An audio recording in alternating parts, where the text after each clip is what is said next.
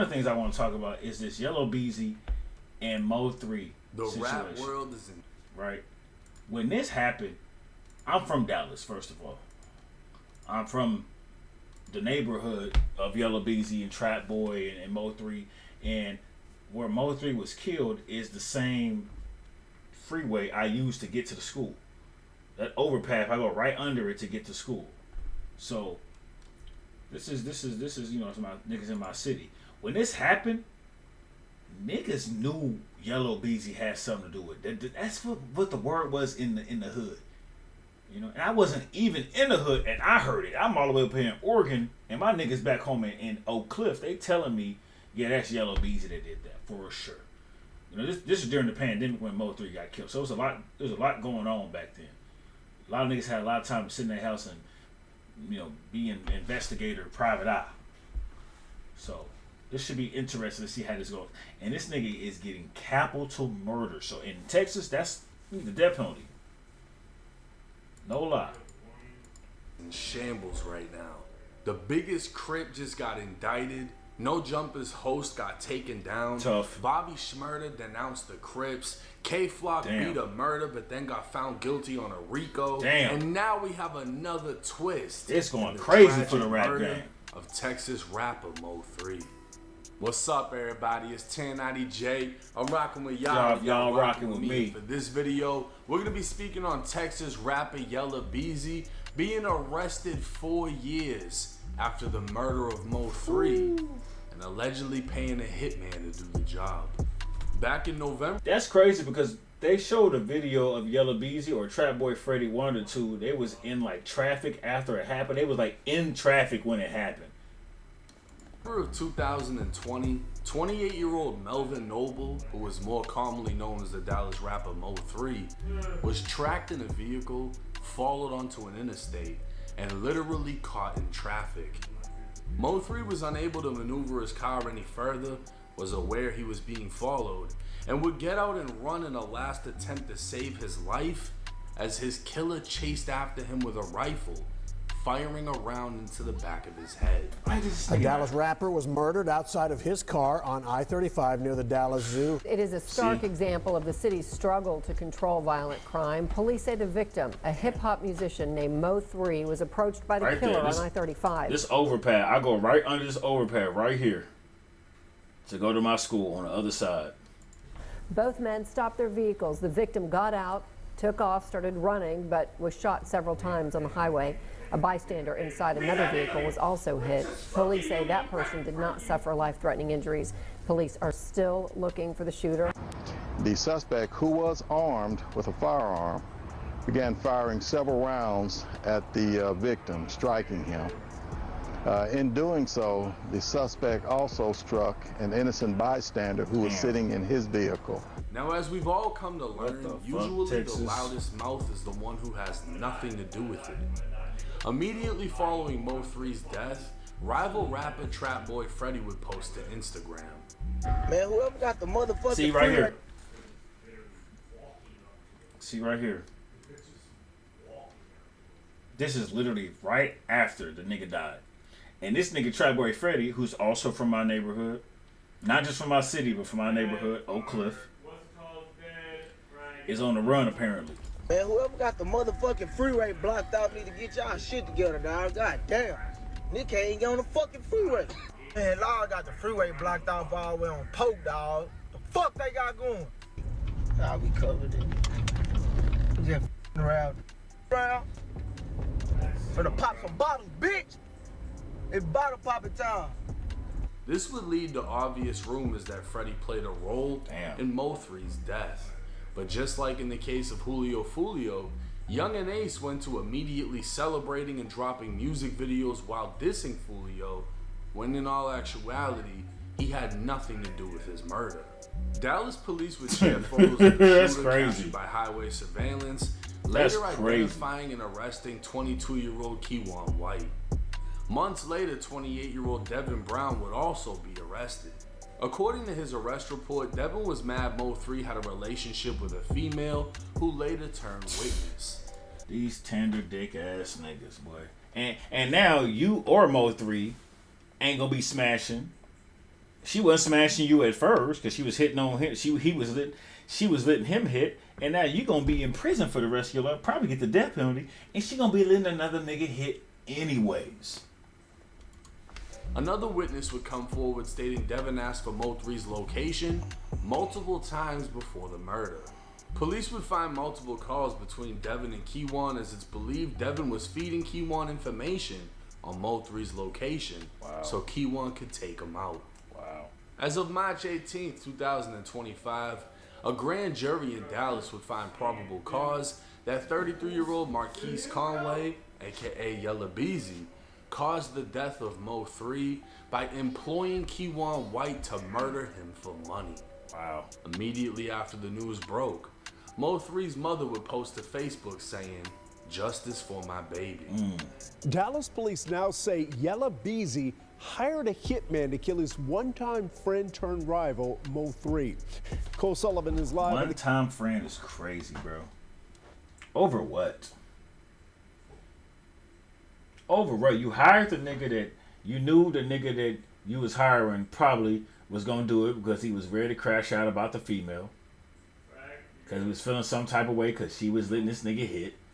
You didn't like him. Probably paid him a couple $100,000 out. Got $250,000. That's something light. But you knew them type of niggas weren't gonna keep their mouth closed. Because you let the nigga get the revenge kill. Tough. The county jail. These are well-known rappers in the Dallas hip-hop scene. Chris, Yella Beezy's top single, It Put It On Me, it peaked at 56 on the Billboard Hot 100. Now, he's in the Dallas County Justice Complex behind me on a capital murder charge, accused of hiring a hitman to kill a fellow rapper. This all happened back in 2020. Tough. And just before noon, on the middle of Interstate 35, just south of the Dallas Zoo, Dallas police arrested a 22-year-old and charged him with murder. Initially, that 22-year-old's in federal prison, convicted of gun charges, but now, 5 years later, they say he was the trigger man. Police say Yella Beezy, whose hot song That's On, top song That's On Me, hired that 22-year-old and promised him cash for killing Mo3. A grand jury handed up an indictment this week and booked Marquise Conway tonight. The killing of Melvin Noble, known as Mo3, led to an outpouring of grief from his fans. Dozens held a memorial outside Dallas City Hall that week. He once was friends with the man now accused of hiring someone to murder him. The killing has long been suspected to be the result of a rap feud. With two people having been arrested years ago, nobody expected to see Yella Beezy making headlines for murder. But this wouldn't be the only murder Beezy's been tied to in recent weeks. Yella Beezy recently went viral after being seen in a picture with Jacoby Russell, one of two shooters who were arrested for killing. There's so much going on in Dallas, bro. I'm so glad I'm not home. Beezy would take to his Instagram story claiming it was just a picture, and he takes pictures with people he doesn't know all the time. He'd warn dumb motherfuckers not to play with his name and send his condolences to Ronnie and Ronnie's I don't think he had nothing to do with that, though. This wasn't the only killer that was a little CJ. Beezy's been in pictures with. Back in 2020, just days after Keywan White was arrested, Dallas, Texas TV would post a picture from what appears to be a music video shoot of Yella Beezy with none other than Keywan White in the background holding a rifle. Another rapper and close associate of Yella Beezy named Jose Bodega can also be seen, and he'd even explain being in the picture in an interview, saying Keywan just wanted a feature. Trap Lord Ross would document the death of Mo3 and highlight how after Mo3 was killed, Keywan would drop a song seemingly hinting at the murder. This song would also feature Beezy's associate, Jose Bodega. And even after his arrest, he would post previews of new songs with lyrics where he claimed he will hop out of the whip and let it spray. But to make matters worse, the accused killer had apparent ties with Yella Beezy, as following the arrest, pictures would circulate showing them together. But clearly unfazed by the recent going-ons, at the top of 2021, Yella Beezy would post on Instagram saying that he was celebrating the end of 2020 by putting his haters in the dirt. Hey man, new year, new blessings, you understand me? We made it through a hell of a year, you understand? Anybody that ain't for you, anybody that's going against you, anybody that's goddamn negative, you understand me, ain't bringing no positive vibe. You know, in the words of Gucci, put that in the dirt. Damn! For sure, you did. So we gonna take a toast to that. Clearly, Keywan has a couple loose screws. And let's not forget, Keywan was apparently on bond for shooting or shooting at his then transgender girlfriend. At the time, damn, the hunting. Mo3's killer arrested was on bond for shooting trans girlfriend. What the fuck? Whew. These niggas been living triple and double lives, man. Golly, boy.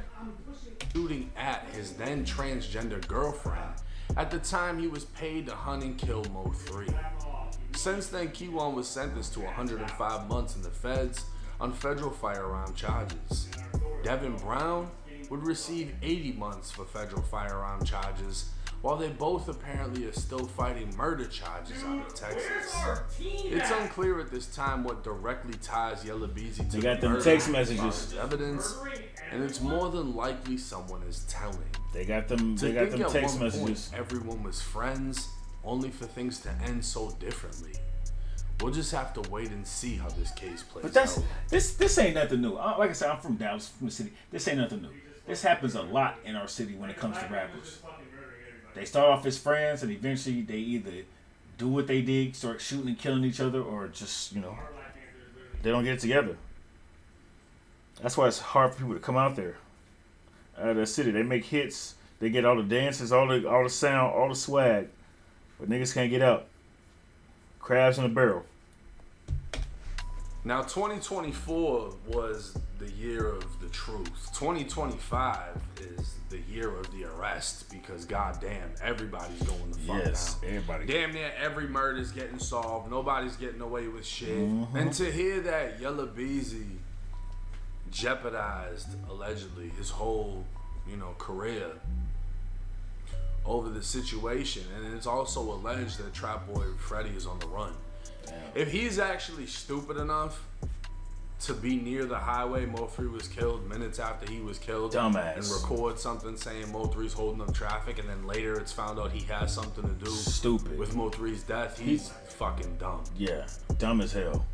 In most cases, the loudest person has nothing to do with it, and that's why they're overly confident. I don't think Trap Boy Freddy had anything to do with it. I think Yella Beezy is the main culprit. There's nothing for sure saying he's on the run. It's just alleged at this time. But Beezy, he's booked on the murder. Yeah, they probably got all types of text messages, bank transactions, all types of shit for paying for the murder. Mind you, Keywan, they probably been following this nigga for years. Should be only in a couple years, but he's still fighting the body out of Dallas, Texas. Well, it would make sense if you have this transgender loving killer who's in a federal prison. He's obviously not at a USP. He's gonna be at a prison where other people, know him, like transgenders, and entertain that sort of stuff. Right. And in prison, usually that crowd also mingles with the snitches and the other weird shit that you find inside the prison, right? He probably told. So the only thing that makes sense in my head is, hey, I don't want to finish my federal bid, go to Dallas, and then get hit with a life sentence in the state. I'm going to speak and tell y'all who paid me, so that way I can hopefully get off on this shit. And that's what I'm assuming is happening in this situation. But he ain't going to get off, though. Originally, he might get off from that death penalty. Devin Brown was mad at Mo3 for messing with a female. It don't seem like that. Now it's being alleged it wasn't only that. They were paid to execute this hit. And I think the wildest thing about this is the fact that you can look at pictures of Mo3, Trap Boy Freddy, Yella Beezy when they were all friends. Facts. And there was a fallout, there's been fights. If you really want to break down the entire history, I highly recommend Trap Lord Ross's video. I think it's like 2 or 3 hours. Breaking down the entire situation. I've covered this case multiple times on my channel as well. If you want to hear more about the transgender shooter, I have one video specifically on that situation. But to think that they were all friends and now things are ending like this, one of them is gone, one of them may be put away, and one of them may be on the run. And at one point, they all used to have love for each other. Damn. But hey, it's 1090 J. Let me know y'all. And that's Dallas for you, man. That's Oak Cliff. That's that area. It happens all the time, no matter what it is. Niggas is so hateful. so spiteful, so vindictive. They don't want to see nobody doing nothing.